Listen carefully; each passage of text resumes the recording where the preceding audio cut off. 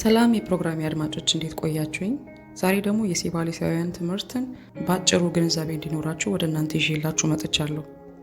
እንግዲያውስ እምነትዎን በጥልቀት ለመረዳት ዝግጁ ከሆኑ ከመጀመራችን በፊት ይህ ቻናል የቤተ ክርስቲያን ታሪካዊና የሥነ መለኮት ትምህርት ወደ እናንተ እንዲደርስ ይፈልጋሉ? መልሶ አዎ ከሆነ አሁኑኑ ላይክ በማድረግና ሰብስክራይብ የሚለውን ደውል በመጫን የሥላሴን ትክክለኛ ግንዛቤ ለማግኘት አብረን እንማር። ሰብስክራይብ ያደረጋችሁ ይመስለኛል። በጣም ጥሩ። እንግዲያው ዛሬ ሴቤሊያኒዝም የሚለው ትምህርት በጥልቀት የምናይ ይሆናል። አብራችሁኝ ቆዩ።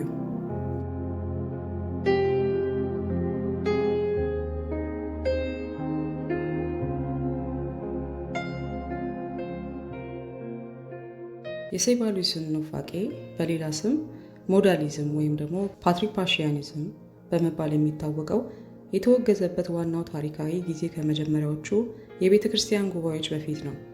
የኑፋቄው አስተማሪ የሆነው ሴባሊዮስ በ3ኛው ክፍለ ዘመን 200ዎቹ ዓመተ ምህረት አካባቢ ያስተምር ነበረ። የሴባሊዮስ ኑፋቄ የተወገዘበት ጊዜ በ262 ዓመተ ምህረት አካባቢ ሲሆን ሴባሊዮስ ያስተምር በነበረበት ወቅት ኑፋቄው ለመጀመሪያ ጊዜ በይፋ በእስክንድሪያው ዲዮናስዮስ እና በሮም ጳጳስ ዲዮናስዮስ ተወግዟል። እነዚህ ውግዘቶች ሴባሊዮስን ከክርስትና እምነት ጋር የሚጻረር አስተምሮ አድርገው መክረዋል። በኋላ በይበልጥ የተረጋገጠው በ325 ዓ.ም በኒቅያ ጉባኤ ላይ የሴባሊዮስ ትምህርት በግልጽ ባይጠቀስም የጉባኤ የሰጠው የሥላሴ ትርጉም 3 አካላት አንድ ባህሪ፣ የሴባሊዮስን አንድ አካል በ3 መልክ የሚለውን ትምህርት ከስር መሰረቱ ነቅሎ በመቃወም አውግዞታል። ስለዚህም የማውገዝ ሂደቱ በ3ኛው ክፍለ ዘመን በ262 ዓ.ም አካባቢ ቢጀመርም የቤተ ክርስቲያንን አስተምሮ በመሰረታዊነት የሚጻረር መሆኑን የተረጋገጠው በኋለኞቹ ጉባኤዎች ነበረ።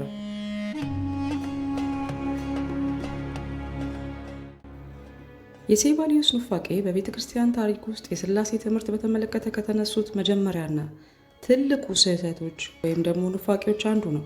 ኑፋቄውን ያስተማረው ሴባሊዮስ ሲሆን ጊዜው ደግሞ በ3ኛው ክፍለ ዘመን በ200ዎቹ ዓመተ ምህረት አካባቢ እንደነበረ መነሻውም ደግሞ ምናልባት ሊቢያ በአንዳንድ ታሪኮች ላይ ተጠቅሶ ይገኛል።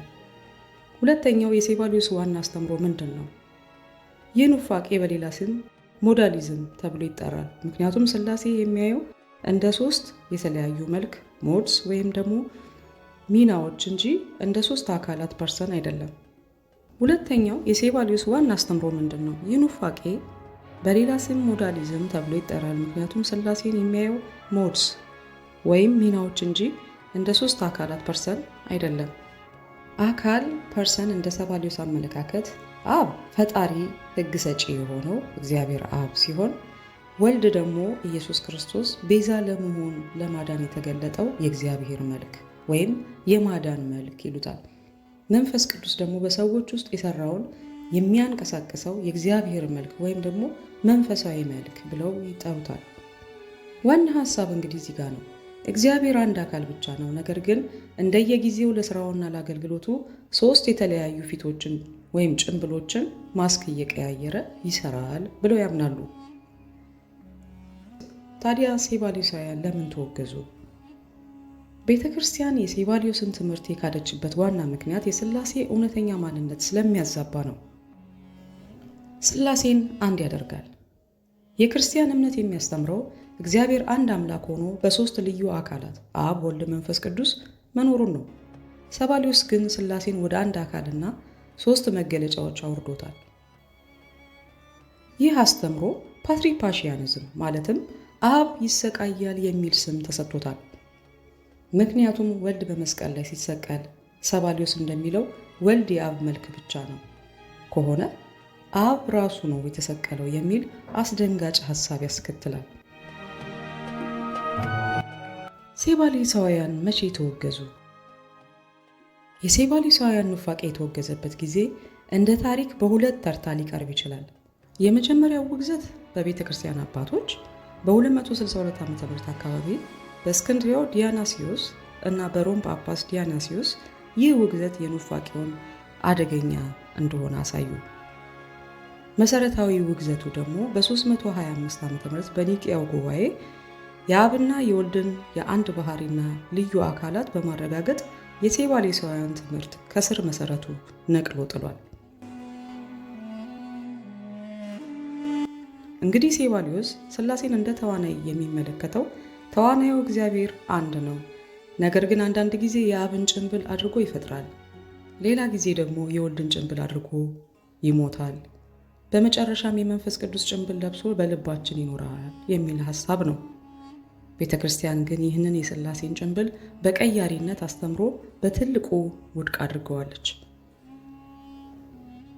አንደኛው የዶክተር ተስፋዬ ሮበሌ በሥላሴ ዙሪያ የሚያቀርቡት አጠቃላይ ግንዛቤን ይዤላችሁ መጥቻለሁ።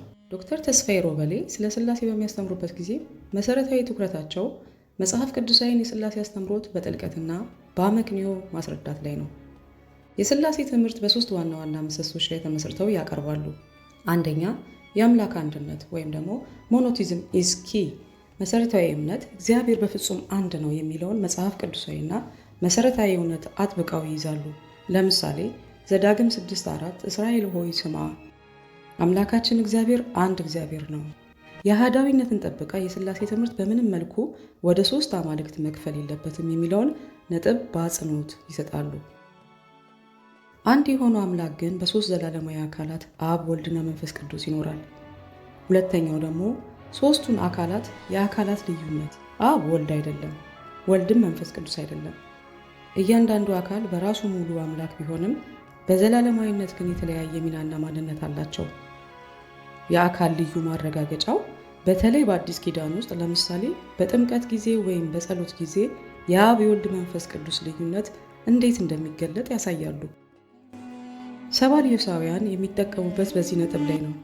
እነዚህ አካላት ሚናዎች ብቻ ሳይሆን ዘላለማዊ አካላት ናቸው ይላሉ። የወልድ አምላክነትን በተመለከተ ደግሞ የኢየሱስ ክርስቶስን ሙሉ አምላክነት በተለይም በዮሐንስ 1:1 እና ቆላስያስ 1:15-17 ላይ ያለውን ተመርኩዘው ያረጋግጣሉ። ሦስተኛው ስነ አመክንዮ ጥያቄዎች አድሬሲንግ ሎጂካል ቻሌንጅ፣ የሥላሴ ውስብስብነት። ዶክተር ተስፋዬ የሥላሴ አስተምሮ በሰው አእምሮ ሙሉ በሙሉ ሊመረመር የማይችል ሚስቴሪየስ መሆኑን ያስረዳሉ። ምሳሌዎችን አጠቃቀም፣ ሥላሴን ለማስረዳት የሚረዱ ምሳሌዎች አናሎጂስ ውስንነት እንዳለባቸው ይገልጻሉ። ነገር ግን አንዳንድ አመክንዮ ማብራሪያዎች ይሰጣሉ። ለምሳሌ ጊዜ፣ ጠፈር፣ ወዘተ እንዴት በልዩነትና በአንድነት መገለጥ እንደሚችሉ በመጽሐፋቸው ላይ ያትታሉ። ኑፋቄዎችን መፈተሽ ደግሞ በሥላሴ ላይ ተነስተው የነበሩ ዋና ዋና ኑፋቄዎች እንደ አሪዮስ፣ ሴባሊዮስ በመተንተን እያንዳንዱ ኑፋቄ የሥላሴን አንድነት ወይም ሦስትነት እንዴት እንደጎዳ ያሳያሉ። ዶክተር ተስፋዬ ሮበሌ የሚያቀርቡት ግንዛቤ የክርስቲያን የሥላሴን አስተምሮ በዘመናዊ ነገረ መለኮት አቀራረብ መሠረት መጽሐፍ ቅዱሳዊ ማስረጃዎችንና አመክንዮ ትንታኔዎችን በመጠቀም ለተማረው ትውልድ በቀላሉ ግልጽ ማድረግ ላይ ያተኩራል። ታላቁ የታሪክ ምሁርና የቤተ ክርስቲያን አባቶች ሊቅ የሆኑት ጆን ኖርማን ዴቪድሰን ኬሊ በዋና መጽሐፋቸው ኤርሊ ክርስቲያን ዶክትሪን የመጀመሪያዎቹ የክርስትና አስተምሮች ላይ የሥላሴ ትምህርት እንዴት እንዳዳበረና የሰባልዮስን ኑፋቄ ጨምሮ ሌሎች አስተምሮች የነበራቸውን ሚና በሰፊው ገልጸዋል። ፕሮፌሰር ኬሊ የጥንቷ ቤተ ክርስቲያን የሥላሴ ትምህርት በተመለከተ የነበራትን የዝግመተ ለውጥ ሂደት ሲገልጹ ሦስት ዋና ዋና ደረጃዎችን እንደነበሩ ያሳያሉ። የሰባልዮስ ኑፋቄ ደግሞ በዚህ ሂደት ውስጥ መሠረታዊ የሆነ ተግዳሮትም ነበረው። አንደኛ፣ ሦስቱ መለኮታዊ መገለጫዎች። ኬሊ እንደሚሉት መጀመሪያ ላይ የነበረው የክርስትና እምነት የጀመረው በግልጽ የተቀረጸ የሥላሴ ቀመር ሳይሆን በሦስትዮሽ ቀመር ነበር። በጥብቅ ትርጉሙ ታዲያ ስለ ሥላሴ አስተምሮ ምንም ምልክት የለም፣ ይሁን እንጂ የቤተ ክርስቲያን ሦስትዮሽ ቀመር በሁሉም ቦታ ምልክቱን አስቀምጧል የሚል ሐሳብ ያስቀምጣሉ። ይህ ማለት ሐዋርያትና ከእነርሱ በኋላ የመጡት አባቶች አብ፣ ወልድ፣ መንፈስ ቅዱስ በአንድነት መጥቀስ የጀመሩት ገና ከመጀመሪያው ነበረ።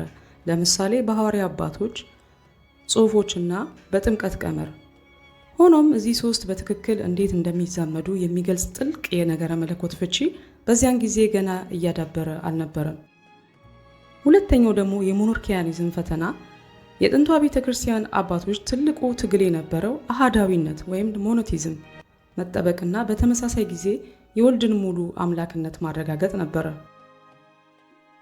የጥንቷ ቤተ ክርስቲያን አባቶች ትልቁ ትግል የነበረው አህዳዊነት፣ ሞኖቲዝም መጠበቅ እና በተመሳሳይ ጊዜ የወልድን ሙሉ አምላክነት ማረጋገጥ ነበረ። ሰባልዮስ የመጣው በዚህ የሽግግር ወቅት ነው። ከሴባሌሳውያን ወይም ሞዳሊዝም እንደ ሞኖርኪያኒዝም አይነት ይዘረዝሩታል። ኬሊ እንደሚሉት ሞኖርኪያኒዝም ወይም አህዳዊነት የሚለው ስም የተሰጠው የአንድን አምላክ ኃይል ሞናርኪ ለመጠበቅ ከሚፈልጉ ሰዎች በመሆኑ ነው። ነገር ግን ይህን ለማድረግ የሴባሌሳውያን ቡድን የወልድን ዘላለማዊነት ልዩነት አካል ክደዋል።